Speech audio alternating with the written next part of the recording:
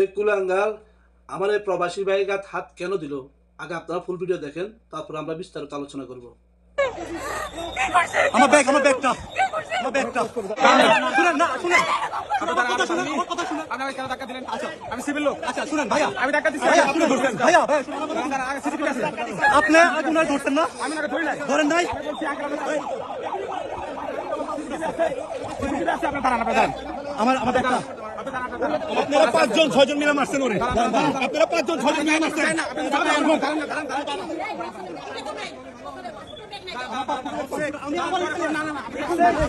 পল্লবের passport কই নাই তবে এই পল্লবের পাসপোর্টের ব্যাগ কই? আমি একটা ছোট বই পাইছি, এটা পুকুরাতে দিয়েছি। না ওই নির্মল সামনে সাইড কেন শাড়ি বের করবেন? শাড়ি বের করবেন না? শাড়ি বের করবেন না? স্যার এখানে একটা পাসপোর্টের ব্যাগ ছিল আমার কাছে আছে। আচ্ছা আমরা প্রবাসীরা সবাই আওয়াজ তুলুন। প্রবাসে আমরা একা একা থাকি, ওইখানে কেউ থাকে না। আমাদের দেশের একটু শান্তির জন্য আমাদের রেমিটেন্সের টাকা দিয়ে দেশ সচল হয়। এটা শুধু বাংলাদেশ না, যে কোনো দেশ, যে দেশের মধ্যে প্রবাসীদের রেমিটেন্স বেশি যায়, ওই দেশ তা অতি দ্রুত উন্নত হয়। আর আমাদের বাংলাদেশের সিস্টেম হলো যেটার দ্বারা উন্নত হয় ওইটাকে সবচেয়ে বেশি অবহেলিত করে।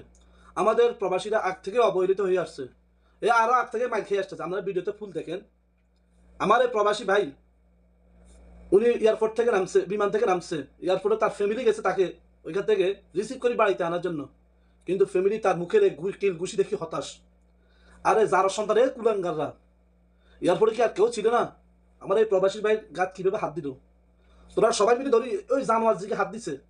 ইয়ারে যে ইয়ার মায়ের যে এর একজন রে আল্লাহ নামে আমার ভাইয়ের শরীরে আছে মোটামুটি, কিন্তু এক ওকে 5-6 জন মিলে ধরে এর ইচ্ছা ধরে মারছে, জানে তার মুখে রক্ত, চোখে রক্ত, পুরো মুখ উইন্ডো করে দিছে। আমরা সবাই আওয়াজ তুলি, আমরা অতি দ্রুত যে মারছে তাকে যেন অতি দ্রুত শাস্তি দিয়ে চাকরি থেকে বরখাস্ত করে দেয়। কেন সে আমার এই প্রবাসী ভাইয়ের গায়ে হাত দিল? তার ফ্যামিলি তার এগুলো দেখি, তার মা ওইখানের মধ্যে স্ট্রোক করে ফেলছে, তার বউ তো ওইখানের মধ্যে মানে চিৎকার শুরু করে দিচ্ছে কান্নার। কি কেন? আবার বলে আপনি আমাকে ধাক্কা দিচ্ছেন কেন? আরে বেটা, তোর ধাক্কা দিবে, ত্রিকিল দিবে, ঘুষি দিবে, তোদের থাকবে সুন্দর ব্যবহার আচরণ। আর কেউ কারো করে আমনে আমনে কি ধাক্কা দেয়? তাহলে ধাক্কা দেওয়া তো তোরা 5-6 জন মিলে আমার এই ভাইটাকে কি করছে আপনারা দেখেন। সবাই আওয়াজ তুলুন, আমরা এর বিচার চাই।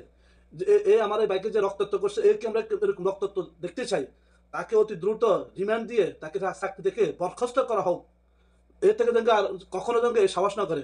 আমরা পূর্ব থেকে দেখে আসতে যে প্রবাসী লাখিস কাটে, প্রবাসীর মার এই পর্যন্ত কয়েকবার হাত তুলছে, উপযুক্ত বিচার না হওয়াতে এই এত বড় সাহস করতে পারে। আমার এই প্রবাসী ভাই গাত কেন হাত দিল? আমরা এটার বিচার চাই। আর না হয় এখন যে সমস্ত উপদেষ্টা বসে আছে, আসিফ নজরুল কুলাঙ্গার বলতেছি, এরা যেভাবে মানুষকে শাস্তি দিতেছে, মানুষ কেলমে কেলমে আরো হুইস কিনে ফাই দিতেছে।